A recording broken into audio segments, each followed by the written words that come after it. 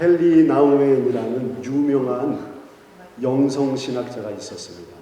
그는 그래서 아시는 분 얼만큼 계실지 모르겠지만 상처 입은 치유자, 또 영적 발돋움, 또 두려움에서 사랑으로 라는 책들을 비롯해서 한국의 기독교 출판사 가운데 두란노, 또 유명한 출판사에서 이분의 책을 정말 많이 출판했습니다.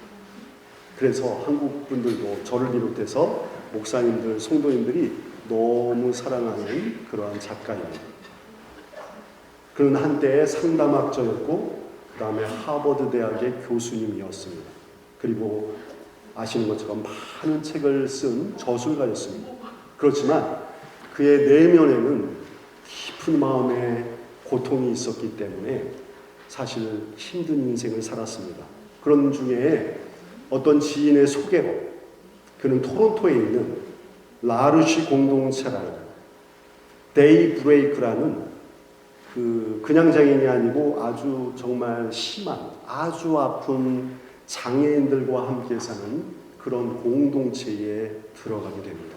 그래서 그곳에서 교수직도 내려놓고 상담하는 것도 내려놓고 다 내려놓고 중증 장애인들과 그의 남은 인생을 살아가게 됩니다. 죽을 때까지 그곳을 떠나지 않았습니다. 그는 그곳에서 오랫동안 애덤이라는 친구를 돌봐주었습니다. 아담은 말을 할 수 없는 친구였습니다. 왜냐하면 아주 중증 장애인이었기 때문에, 그리고 자신의 감정을 전혀 표현할 수 없는 사람이었습니다. 그런데 이 아담이라는 청년이 안타깝게도 헨리 나우엔이 세상을 떠나기 전에 먼저 젊었음에도 불구하고 아주 중증 장애인이었기 때문에 먼저 세상을 떠나게 되었습니다. 그 이후에 헨리 나우엔은 이 아담이라는 청년을 깊이 생각하면서 아담이라는 그러한 책을 쓰게 됩니다. 그 책에서 그는 이렇게 고백했습니다. 나는 그에게 아무것도 가르쳐 줄 수 없었다. 그러나 그는 나에게 존재 그 자체가 선물이라는 것을 가르쳐 주었다. 존재 그 자체가 선물이라는 것을 가르쳐 주었다고 고백하고 있습니다. 이 고백은 장애인을 향한 이야기이기 전에 오늘을 살아가는 우리 모두를 향한 하나님의 질문처럼 들립니다. 나는 무엇으로 내 존재의 가치를 증명하려고 살아가고 있는가 하는 질문입니다. 여러분, 존재 그 자체가 선물이다 라는 말을 아주 이렇게 사실적으로 극적으로 표현하는 게 무엇이 있을까요? 존재 그 자체가 선물이라는 것, 무엇이 우리에게 그것을 보여줄 수 있을까요?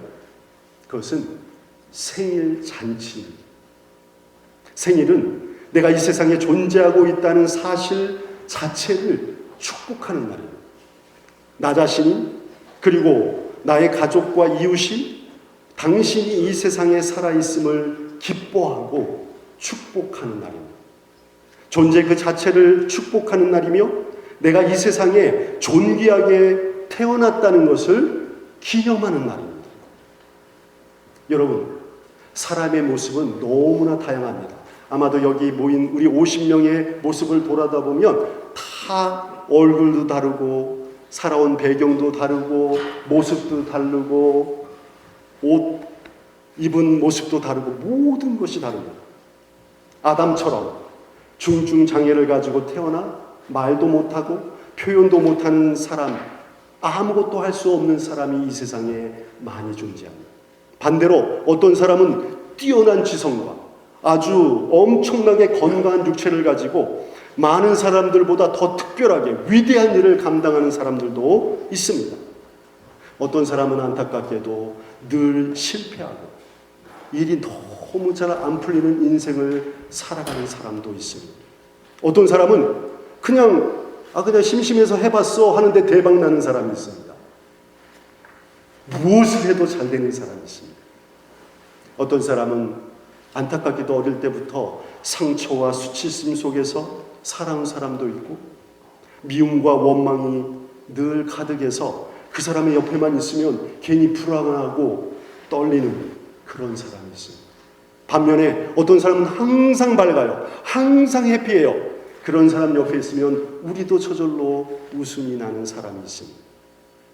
그런데 생일이라는 것은 그 사람이 어떤 모습으로 살아가든지, 다른 사람이 좋아하든지 싫어하든지, 사랑받든지 미움받든지 상관없이 이 세상에 태어났다는 사실 그 자체를 축복해 주는 날인 것입니다. 그래서 생일날만큼은 미역국을 먹을 자격이 있는 것입니다. 생일날만큼은 생일 케이크를 먹을 자격이 있는 날입니다. 그 사람이 인정받든 받지 못하든, 사랑받든 미움받든, 부모에게 아픔을 주었든 부모에게 기쁨을 주었든 상관없이 하나님께서 그 사람을 이 세상에 보내셨기 때문에 그는 축하받을 만한 존재인 것입니다. 여러분, 좋은 대학에 가면 너무 행복한 날이에요. 좋은 직장 취직하면 너무 기쁩니다. 그러나 우리 인생에 있어서 가장 소중한 날은 저와 여러분이 태어난 날입니다. 왜냐하면 하나님께서 저와 여러분을 이 세상에 보내주시고 가장 존귀한 자로 택해 주셨기 때문입니다. 여러분, 그렇다면 우리 예수님의 생일은 어떠했을까요? 예수님이 태어난 날은 어떠했을까요? 행복하고 좋은 날이었을까요? 예수님은 말구유에서 태어나셨습니다. 예수님의 부모였던 요셉과 마리아가 로마 황제의 명령을 따라서 자기가 살던 집에서 원래 고향인 베들레헴으로 가야 했습니다. 왜냐하면 인구 조사를 해야 했기 때문이었습니다. 그런데 베들레헴에 갔는데 머물 곳도 없고, 안타깝게도 마리아가 곧 출산을 앞두게 되었습니다. 아무리 찾아도 갈 곳이 없었습니다. 그래서 결국 마리아는 어쩔 수 없이 마국간에서 아기를 낳아 말구유에 포대기에 싸서 누웠습니다. 아기를 위해 준비된 따뜻하고 안전한 방이 아니라 가축들이 머무는 마국간, 그것도 구유에 아기 예수님이 누워 계셨던 것입니다. 어쩌면 그날은 예수님의 그 부모에게 있어서 슬픈 날이었을지 모릅니다. 자신의 첫 아기 예수가 제대로 된 방에 눕지도 못하고 더러운 구유에 누워 있으니 부모의 마음이 얼마나 아팠겠습니까? 그러나 비록 아기 예수님은 말구유에 누워 계셨지만 예수님은 이 세상에 오신 것 자체만 축복받기에 합당한 분입니다. 이처럼 하나님은 자기의 가장 존귀한 아들이신 예수님을 보내시면서 왕자의 자리, 아주 멋있는 자리가 아닌 가장 낮고 낮은 자리로 자신의 아들을 보내셨습니다. 또한 예수님은 아무도 그가 태어난 것을 알아주지 않았습니다. 아무 관심이 없었습니다. 그러나 하나님은 자신이 보내신 그 아들을 하늘에서 축복해 주셨습니다. 밤에 들에서 양을 치던 목자들에게 천사들이 나타나서 이렇게 말합니다. 무서워하지 말라. 보라, 내가 온 백성에게 미칠 큰 기쁨의 좋은 소식을 너희에게 전하노라. 오늘 다윗의 동네 베들레헴에서 너희를 위하여 구주가 나셨으니 곧 그리스도 주시니라. 그리고 하늘에서는 수많은 천군과 천사들이 하나님을 찬양합니다. 지극히 높은 곳에서는 하나님께 영광이요, 땅에서는 하나님이 기뻐하시는 사람들 중에 평화로다. 또 감사하게도 동방에서 온 박사들이 별을 따라와서 아기 예수님이 계신 곳에 경배하며 보배압을 열어 황금과 유향과 몰약을 예물로 드리고 돌아갑니다. 사랑하는 여러분, 그렇다면 왜 예수님은 하나님의 아들이심에도 불구하고 2000년 전 베들레헴의 마국간에서 태어나셔야 했을까요? 왜 당시 사람들은 아무도 그 탄생을 알아주지 못했을까요? 하나님의 아들이신데 그 이유는 오늘 우리가 읽은 이사야 61장 말씀에 있습니다. 예수님은 세상의 왕이 되어서 권세를 가지고 오신 분이 아닙니다. 오히려 말구에 태어나신 것처럼 가장 낮은 자리에 오셔서 이 세상에서 가장 고통받고 가장 낮은 자리에서 신음하는 사람들에게 기쁜 소식을 전하기 위해서 가장 낮은 자리에 오신 것입니다. 주 여호와의 영이 내게 내리셨으니 이는 여호와께서 내게 기름을 부으사 가난한 자에게 아름다운 소식을 전하게 하려 하시며 나를 보내사 마음이 상한 자를 고치며 포로된 자에게 자유를 갇힌 자에게 노임을 선포하며 이렇게 예수님은 가난한 자, 마음이 상한 자, 포로된 자, 갇힌 자에게 복된 소식을 전하기 위해서 이 세상에 오신 것입니다. 그래서 예수님은 가난한 자로, 갇힌 자로, 가장 비참한 자로 말구 위에서 태어나셨고 그런 자들과 함께 같은 고통을 겪으면서 사셨습니다. 만약 예수님이 왕으로 오셨다면 가난한 스트릿 피플에게 다가가서 내가 너희에게 복음을 전해주겠다면 스트릿 피플이 마음을 열겠습니까? 가장 낮은 자리에 있는 사람이 복음을 전할 때에 그들의 마음이 열리게 되어 있습니다. 사랑하는 여러분 가운데 마음이 상한 분이 계십니까? 인생의 문제들로 인해 포로된 자처럼 느껴지는 분이 계십니까? 물질 때문에, 질병 때문에, 원망과 미움 때문에 갇힌 것과 같은 인생을 사는 분이 계십니까? 예수님은 바로 이런 사람들을 위해서 이 세상에 오셨습니다. 여러분, 그 복음이 무엇입니까? 너는 이 세상에서 가장 존귀한 자다. 그래서 내가 너희와 영원히 함께 있겠다. 그 복음을 주시기 위해서 이 세상에서 가장 낮은 자로 오신 것입니다.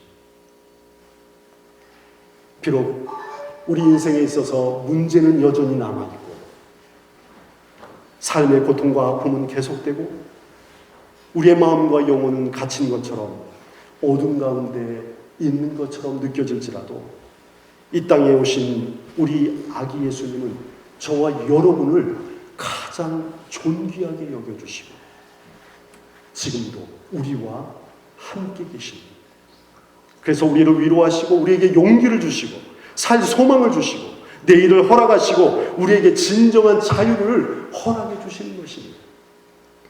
사랑하는 여러분, 그래서 저와 여러분은 이 세상에서 가장 존귀한 자입니다. 그게 느껴지든 느껴지지 않든 여러분이 받아들이든 받아들이지 않든 상관없습니다. 하나님이 우리를 가장 존귀한 자로 이 세상에 태어나게 해주셨습니다. 우리가 예수님의 생일을 우리가 이 시간 축하할 때 우리 자신이 가장 존귀한 자로 느껴지게 될 것입니다. 여러분, 우리는 내가 존귀한 존재가 되겠다라고 애쓰며 사는 존재가 아닙니다. 이미 우리는 존귀한 자로 이 세상에 태어났습니다. 그러므로 오늘 그 귀하신 예수님의 사랑을 기억하고 우리의 남은 인생 난 정말 존귀한 자구나 그렇게 하나님 앞에서 감사하면서 사는 저와 되시길 바라겠습니다. 이 시간 우리 한번 2명씩 짝을 지어주시면 좋겠습니다. 2명씩 우리 같이 한번 짝을 지어주세요. 옆에 계신 분, 자 손을 잡고, 자 앞에 뒤에, 자 2명씩 짝을 짓고, 자 먼저 옆에 분에게 생일이 몇 월입니까? 몇 월에 태어났습니까? 한번 물어보세요. 몇 월에 태어났습니까? 자, 몇 월에 태어났습니다. 자, 됐습니까? 그러면 네, 지금 12월이죠. 12월에 태어난 당신은 이 세상에서 가장 존귀한 사람입니다. 그렇게 한번 서로 축복합시다. 17월에 멸에 태어난 당신은 이 세상에서 가장 존귀한 자입니다. 주님의 이름으로 사랑하고 축복합니다. 네. 감사합니다. 네.